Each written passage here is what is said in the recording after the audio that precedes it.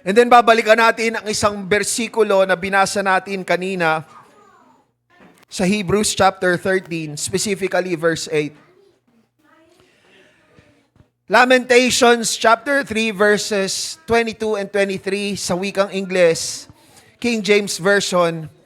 Ganito ang pagkabasa, mga kapatid. It is of the Lord's mercies that we are not consumed, because His compassions fail not.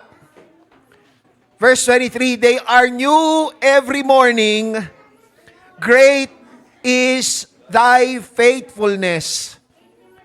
And in Hebrews chapter 13, verse 8, nabasa rin natin kanina, praise the Lord, verse 8 of Hebrews 13 reads, Jesus Christ the same yesterday and today and forever. Hallelujah. Mga kapatid, sabi ko nga kanina, hanggang ngayon, sanay pa rin ako pag sinusulat ko ang petsa, na isusulat ko pa rin ay 2025. Ngunit bagong taon na tayo ngayon, mga kapatid, taong 2026. We have a new year, but we have the same faithful God. New year! Same faithful God. Can you say that with me, mga kapatid? New year! Same faithful God. Palakpakan natin ang ating Panginoon at maaari na tayo makaupo, mga kapatid. Praise God. Pagpalain po ang bawat isa sa atin ng ating Panginoon. Praise the Lord. Hallelujah. Mga kapatid, buti ang reaksyon ng ninyo, mga kapatid, ay hindi kasing, hindi naman violente, mga kapatid. Kundi parang sobrang ekspresyon ng pagkabigla. Sa pinaka-obvious, mga kapatid, nakita niyo yung pagbabago sa inyong lingkod. Amen? Mga kapatid, baka iniisip niyo, mga kapatid, bagong taon, bagong gupit. Ganun ba yon, mga kapatid? Bagong style. Mga kapatid, when a new year comes, mga kapatid, together with the new year, maraming nagbabago. Amen? Hindi lamang yung pagbabago ng isinusulat nating petsa ng taon, mga kapatid. Hallelujah. Hindi lamang yung mga schedules natin, hindi lamang yung mga plano natin, mga kapatid. Maaring pati yung mga goals natin, mga layunin natin, mga kapatid, ay nagbabago. At pag tayo ay humahakbang, hindi lamang, mga kapatid, sa bagong panahon, kundi pagka mayroong bago, mga kapatid, nandoon, hindi natin naiiwasan makaramdam, mga kapatid, hallelujah, ng pag-asa. Kung positive thinker tayo, mga kapatid, hallelujah, at lalo na, mga kapatid, kung nagtitiwala tayo, ay, may Panginoon akong kasama palagi. So, nandyan, mga kapatid, there is hope. Ang iba naman, mga kapatid, at lalong higit sa mga hindi nakakakilala sa ating Panginoon, hallelujah, ang pagpasok sa isang bagong panahon o bagong bagay, mga kapatid, ay mayroong kaakibat na pangamba. Amen? Sino sa inyo, mga kapatid, ang may nararamdaman kahit papaano na pangamba dahil, hindi ba, ang pagpasok ng bagong taon may kaakibat na hindi kasiguraduhan. May uncertainty, mga kapatid. At meron din ilan sa atin, mga kapatid, na sa pagpasok ng bagong taon, hallelujah, ay may kaakibat ng mga panalangin na tila baga hindi pa natutugunan ng ating Panginoon. Unanswered prayers, lalo na mga unanswered prayers from the last year, mga kapatid. Ngunit tayo, mga kapatid, hallelujah, kung may pangamba man tayo, pawiin natin yan, mga kapatid. Hallelujah. Dahil ang salita ng Diyos ay nagbabahagi sa atin ng isang hindi maipagkakailang katotohanan, mga kapatid. Bago man ang taon, ngunit ang Diyos natin ay siya pa rin. Ulitin ko, mga kapatid. Bago man ang taon, ngunit ang Diyos natin ay siya pa rin. God is still the same. All through the ages, mga kapatid, hallelujah. Mga bansa na nabuo at nabuwag, hallelujah. Nagbago-bago ang mga sirkumstansya ng ating buhay simula nang tayo ay pinanganak hanggang ngayon, mga kapatid. Tayo bilang mga tao ay nagbabago, mga kapatid, ngunit ang ating Diyos ay nananatiling siya pa rin.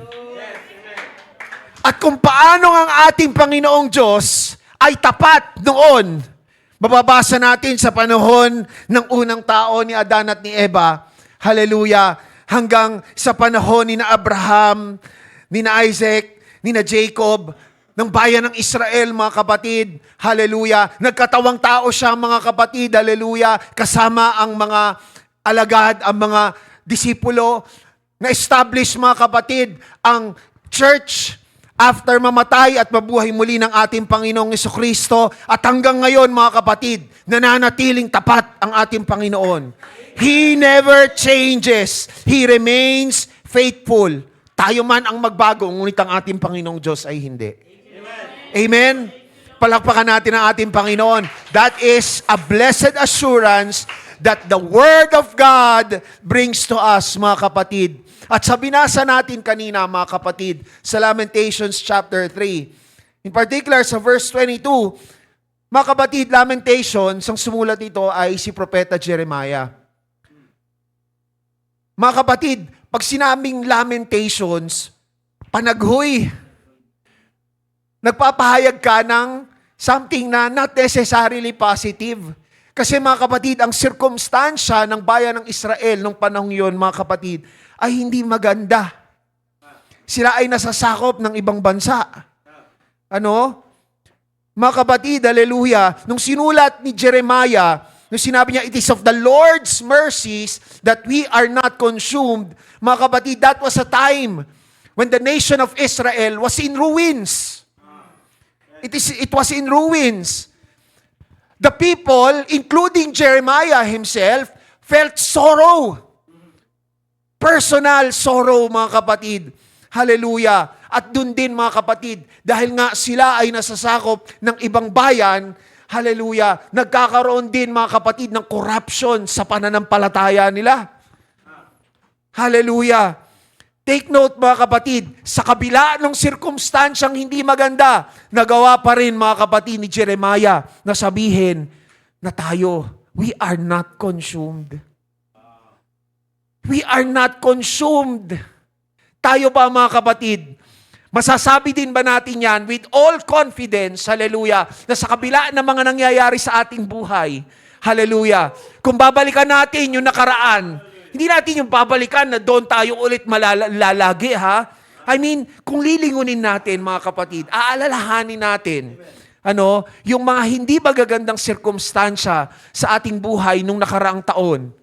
Nagkaroon ng karamdaman, ang mahal mo sa buhay, pumanaw ang mahal mo sa buhay, di ba? Nasira ang iyong kotse, ang bahay mo, natanggalan ng bubong at kisame dahil sa bagyo, nabaha, di ba? Sira ang iyong mga kagamitan dahil sa baha, o nasunugan ka, ngunit kagaya ba ni Jeremiah, masasabi natin, with all confidence, that we are not consumed because the Lord is merciful. Take note, mga kapatid. And one thing, hindi ko alam, mga kapatid, kung ano ang tumatakbo sa isip nung ginamit ng ating Panginoon nung i-translate ang Bible, in particular Lamentations, hallelujah, sa wikang Aramaic, patungo sa Ingles, mga kapatid. Pero kung papansinin ninyo, especially sa King James Version, yung Lamentations chapter 3, verse 22, yung Lord doon, all caps. All caps. Talaga binibigyan ng emphasis ang Panginoon.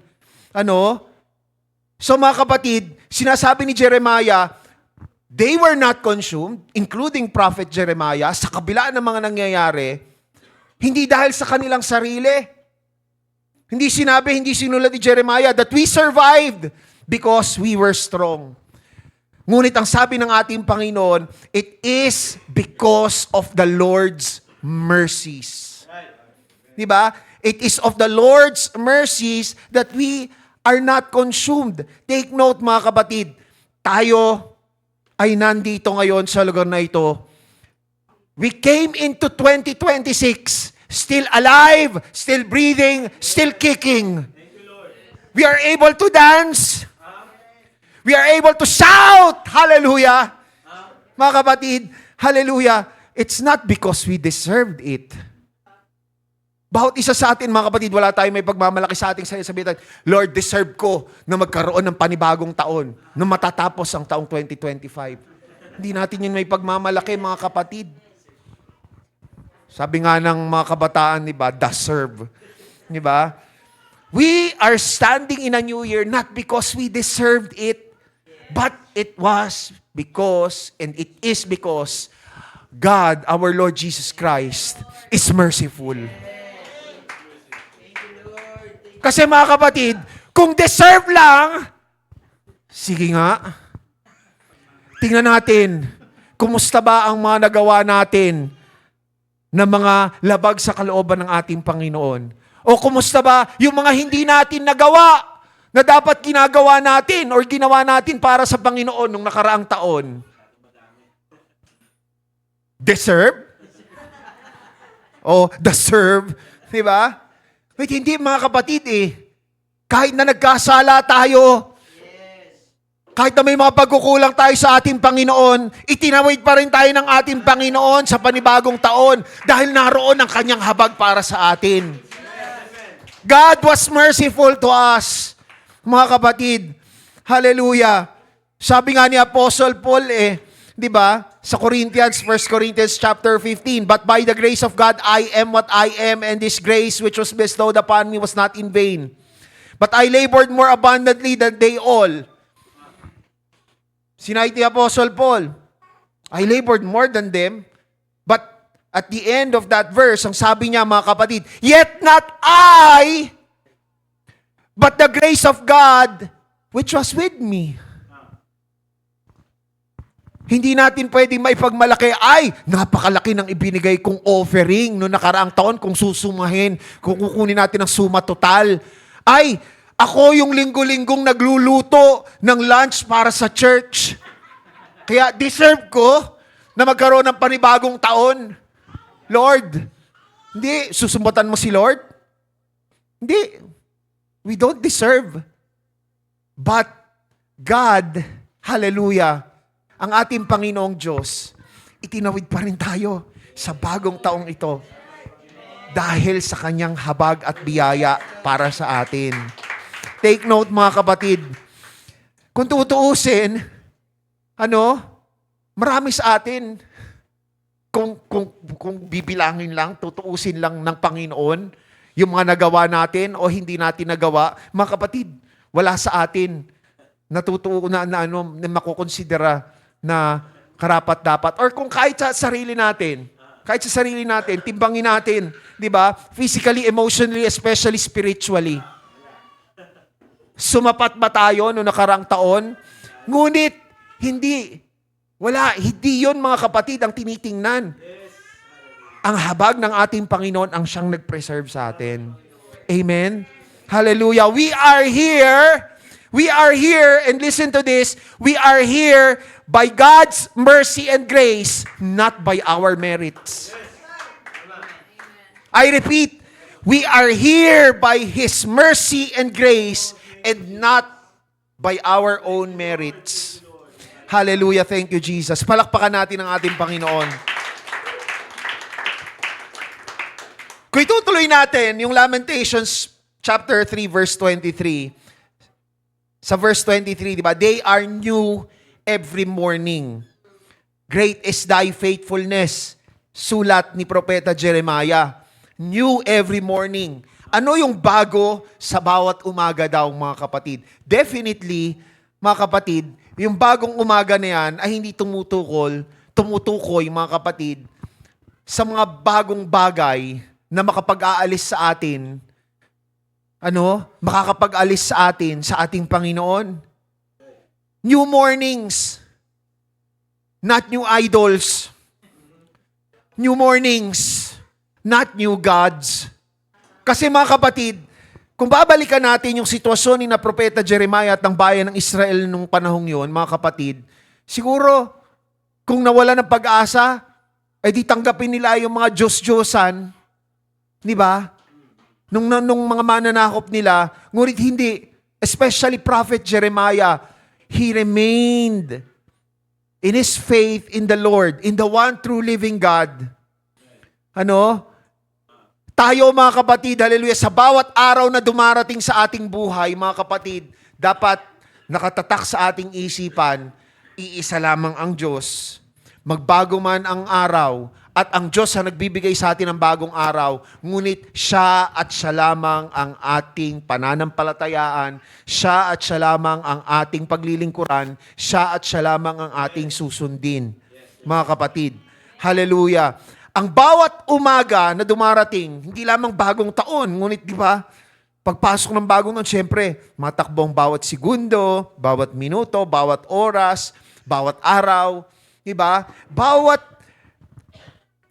Every moment, regardless of the length, second, minute, hour, day, week, month, bawat bago na moment, mga kapatid, ay dapat patotoo. Patotoo sa kabutihan ng ating Diyos. At patotoo, mga kapatid, na hindi pa bumibitaw ang Panginoon sa'yo at sa akin. Bawat saglit ng ating buhay, tumatakbong oras, nakikita ngayon, umaanda, nagka-countdown. Di ba? Bawat takbo ng oras, mga kapatid, ibig sabihin yan, mga kapatid, hallelujah, God is not giving up on us. Amen? Hallelujah. Kaya dapat tamang, mga kapatid, yung buhay natin, maging reflective din nun. Sabi nga, di ba, we are living epistles.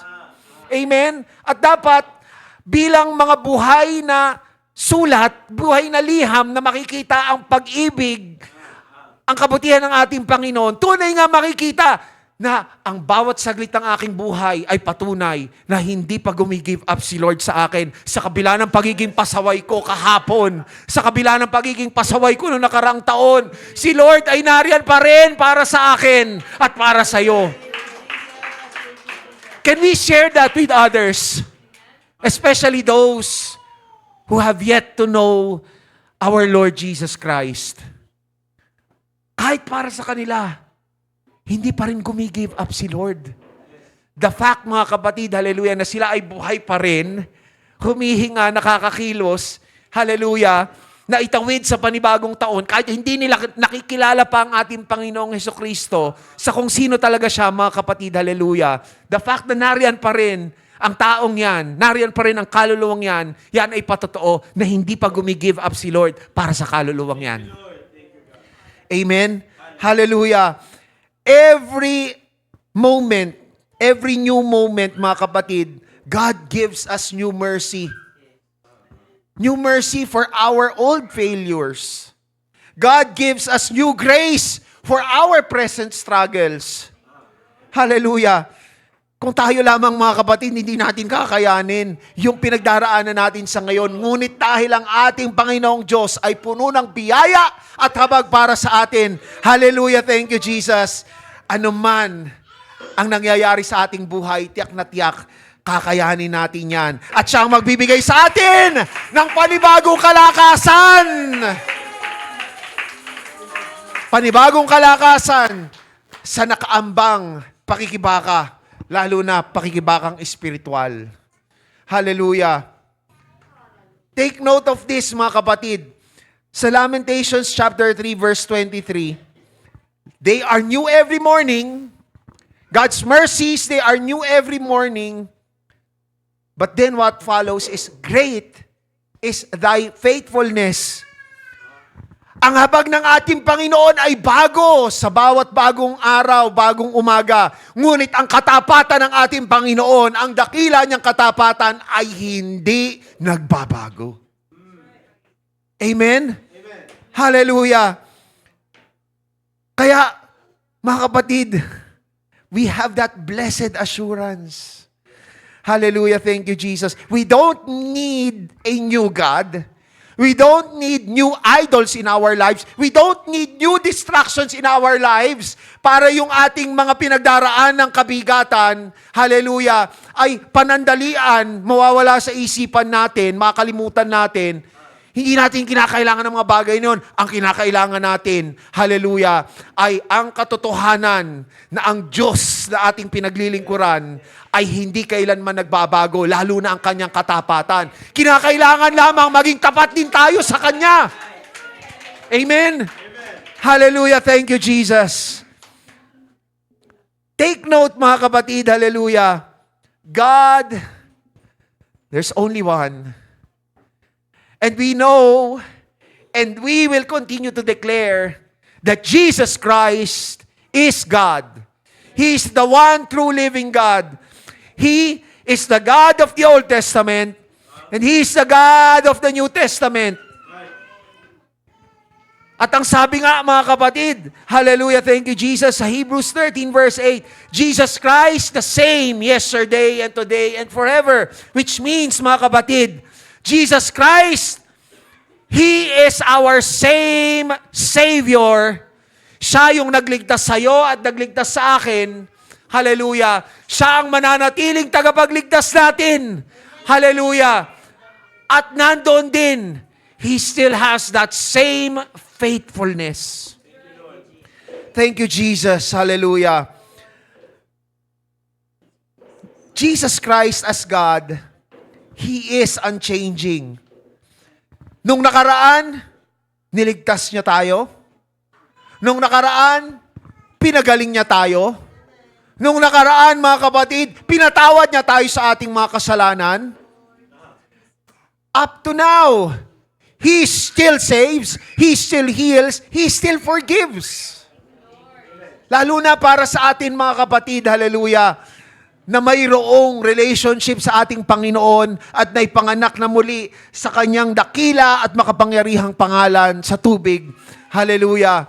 We have that blessed privilege, hallelujah, of being saved whenever we repent from our sins.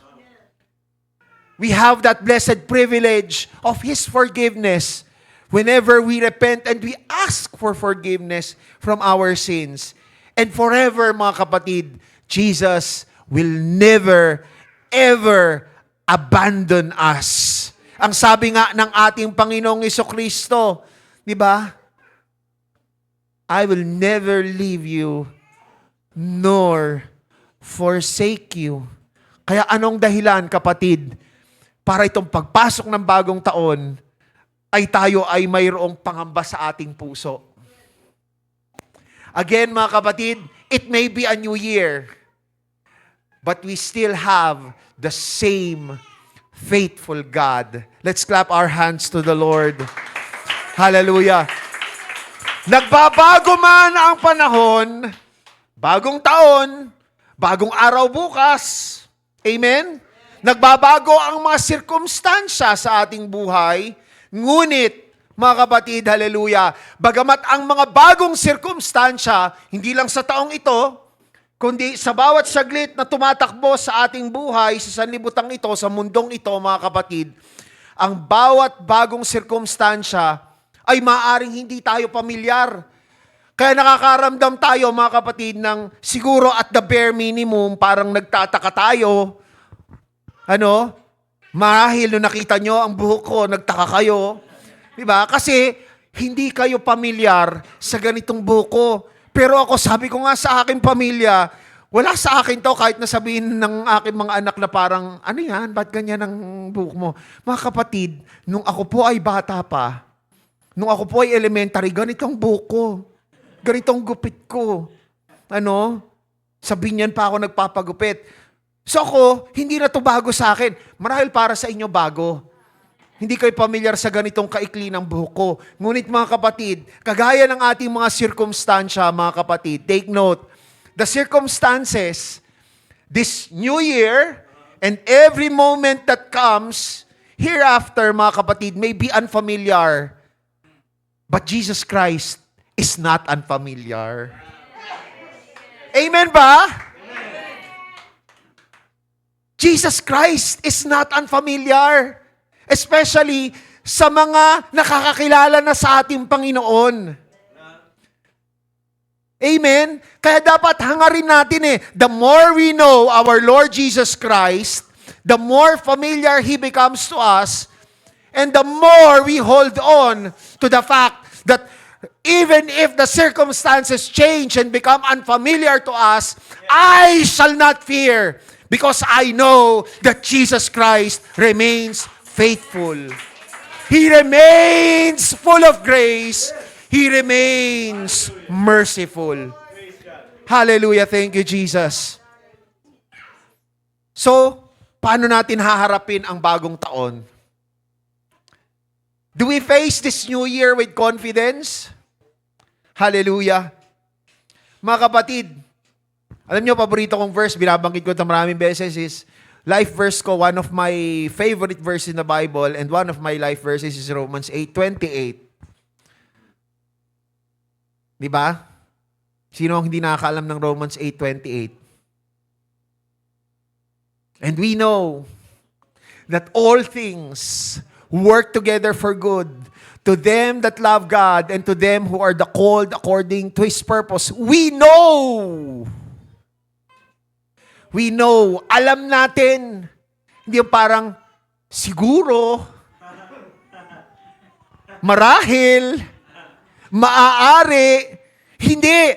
Alam natin lahat, hallelujah, ng mga nangyayari sa ating buhay.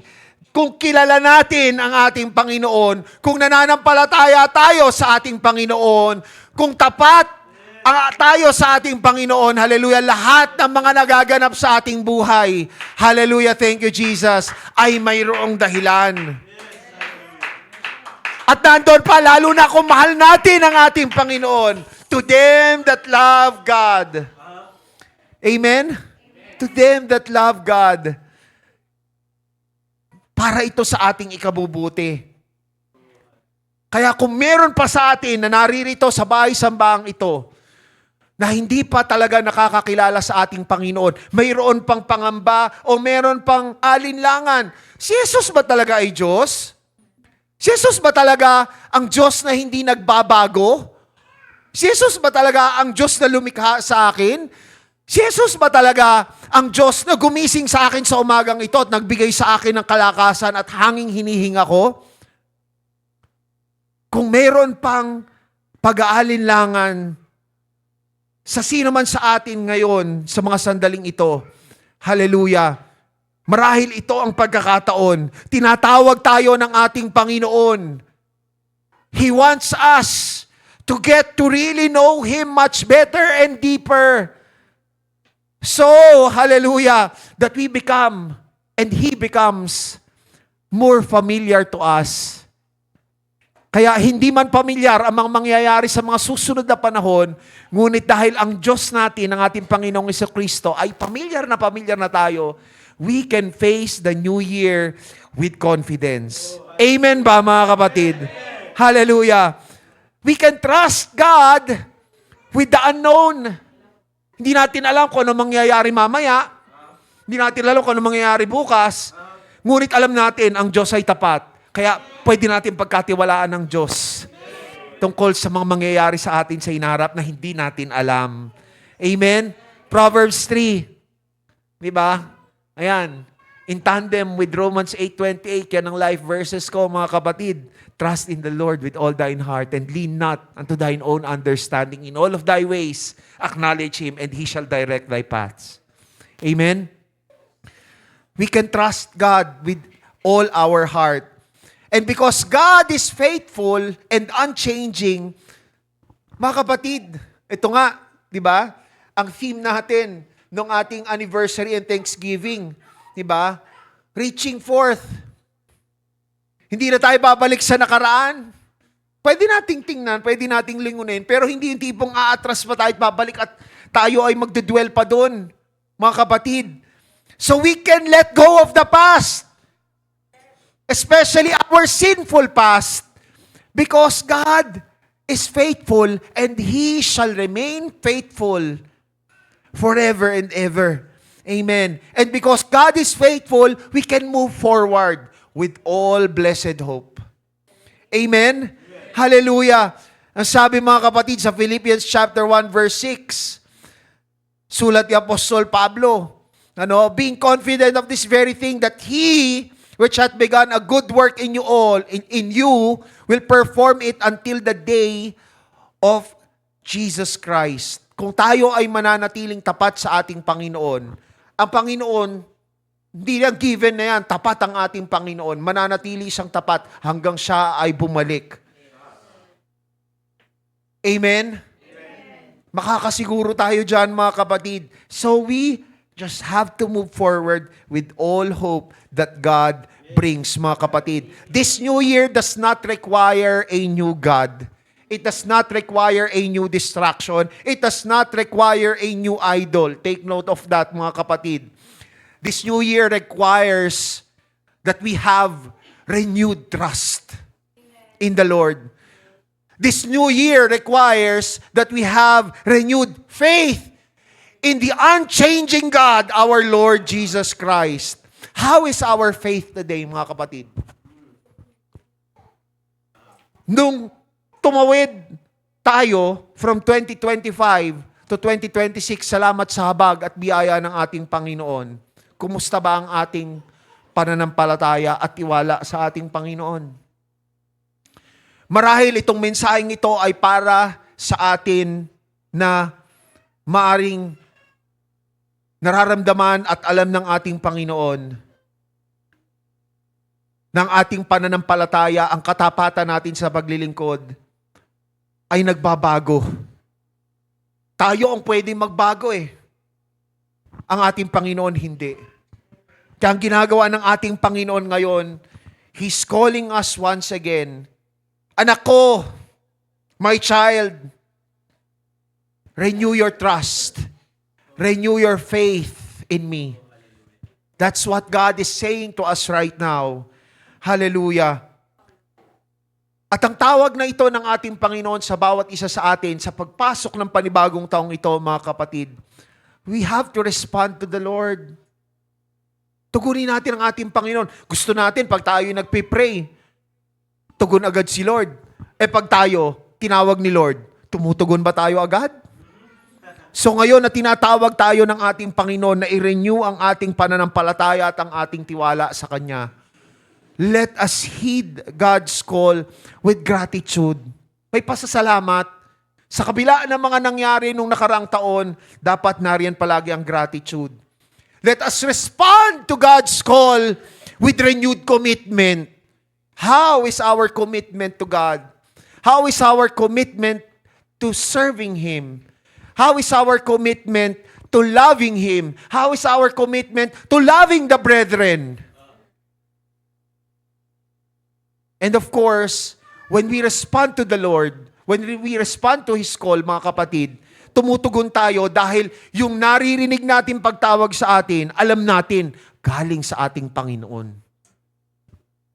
Sabi nga, di ba, ang mga tupa, alam ang tinig ng kanilang pastol.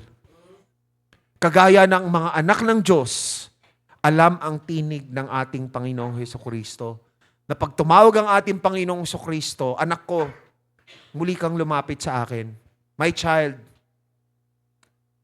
my arms are wide open. My child, I'm just waiting for you to come back. My child, I will help you. I will give you renewed strength. I will give you renewed faith. And your trust shall also be renewed. Sa bawat isa sa atin, lalong higit, mga kapatid, hallelujah, kung tayo ay nakakaramdam ng panlalamig sa ating Panginoon. Hallelujah, thank you, Jesus. Itong bagong taong ito ay pagkakataon para sa atin. Not necessarily to change our lives, because on our own effort, we really cannot do that. Only God has the power to change and transform lives. Mga kapatid, but what we can do, hallelujah, is to heed, is to respond to the call of the Lord right now for us to renew, hallelujah, to renew our commitment, to renew our faith and our trust in Him. Hallelujah. Dahil bago man ang taon, ngunit siya ay nananatili pa rin Diyos. Siya ay nananatili pa rin tapat. Siya ay nananatili pa rin buo ang kanyang habag para sa atin. Oh, hallelujah. Thank you, Jesus. So how do you intend to respond to God's call right now?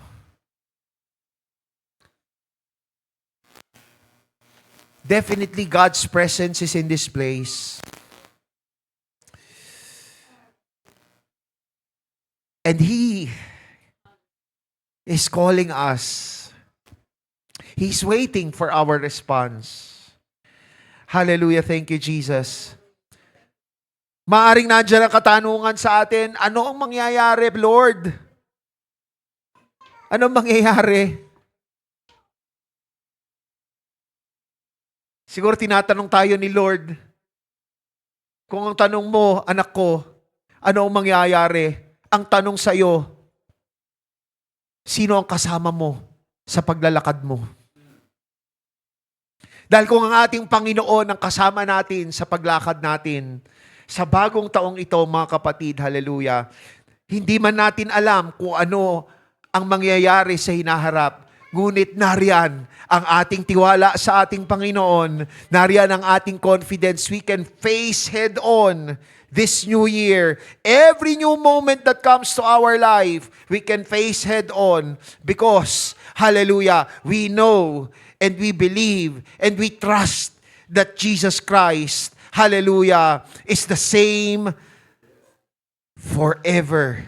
Yesterday, today, and definitely, mga kapatid, hallelujah, as long as we place our trust in Him, He will remain faithful, merciful, full of grace for us forever and ever.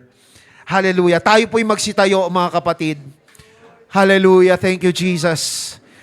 Oh, hallelujah. Come on.